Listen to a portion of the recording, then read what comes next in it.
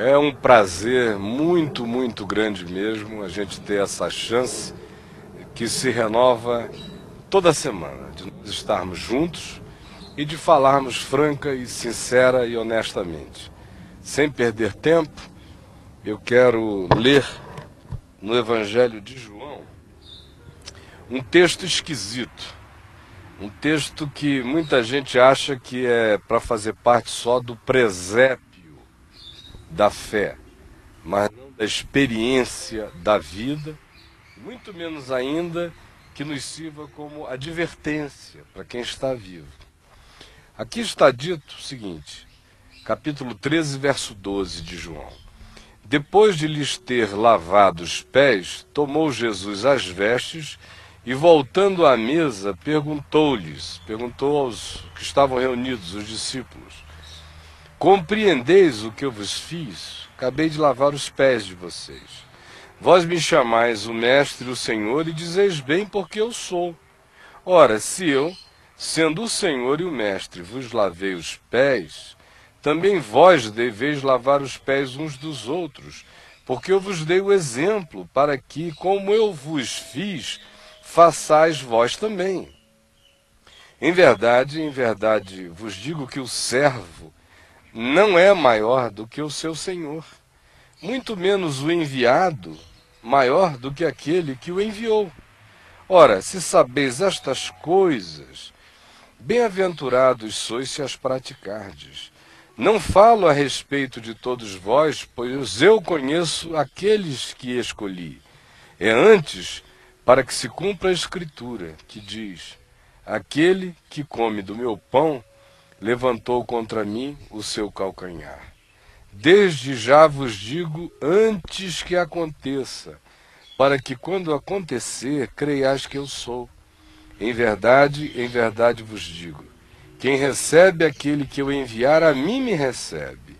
E quem me recebe, recebe aquele que me enviou.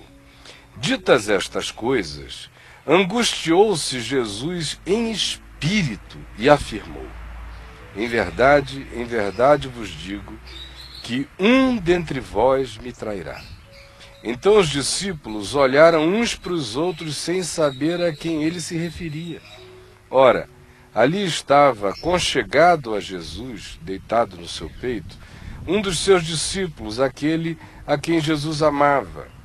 E a esse fez sinal Simão Pedro, dizendo-lhe: pergunta a quem ele se refere.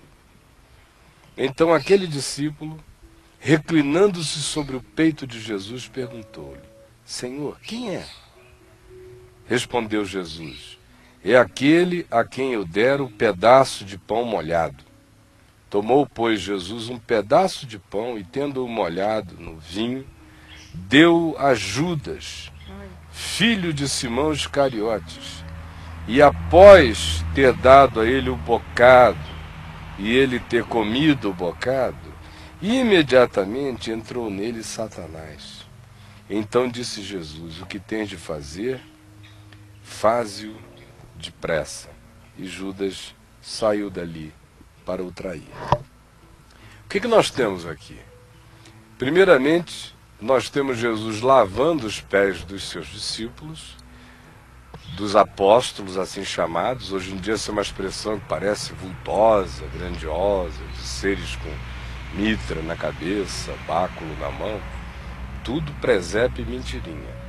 Apóstolo significa enviado, é um mensageiro, é alguém que leva um recado. Ele será tão bom quanto apóstolo, quanto seja fiel ao mensageiro, ao espírito da mensagem e à exatidão da mensagem daquele que o enviou. Então esses estavam ali, os apóstolos, a quem ele assim designou e o chamou desse modo, e Judas entre eles. E o que acontece? Jesus tira as suas próprias vestes, fica nu e com uma bacia na mão e água sai lavando os pés dos discípulos, dos apóstolos, e enxugando os seus pés com a toalha que ele levava. E após ter lavado os pés de todos, e há um monte de histórias aí no percurso, ele diz o que eu li aqui. compreendeis o que eu vos fiz? Ora, se eu, sendo o Senhor e o Mestre, vocês assim me chamam e fazeis bem porque eu sou, fiz o que eu fiz, só o fiz para que vocês façam a mesma coisa uns com os outros. E aí ele disse, o enviado, o apóstolo, não é maior do que aquele que o enviou.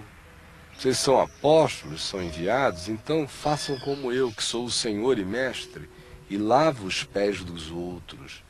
Não como um rito, uma vez por ano, com a mídia filmando, onde fica bonito o presépio do lava-pés. Não essa palhaçada. Lavem os pés uns dos outros na vida, limpando as sujeiras do caminho, cuidando uns dos outros com humildade e com amor. Cuidem-se uns dos outros. No mínimo vocês têm que fazer como vocês estão me vendo fazer. Porque eu sou o Senhor e vocês os servos. Eu sou aquele que envia, vocês são só os enviados. E o servo não é maior do que o seu Senhor, nem o enviado maior do que aquele que o enviou. Portanto, no mínimo, como eu estou fazendo. Aí a seguir, ele levanta um tema e diz, olha, eu estou dizendo isto, mas não é a todos vocês não. Porque eu sei que aqui entre vocês existe um que vai me trair. Aí começa aquele alvoroço na saleta, no cenáculo.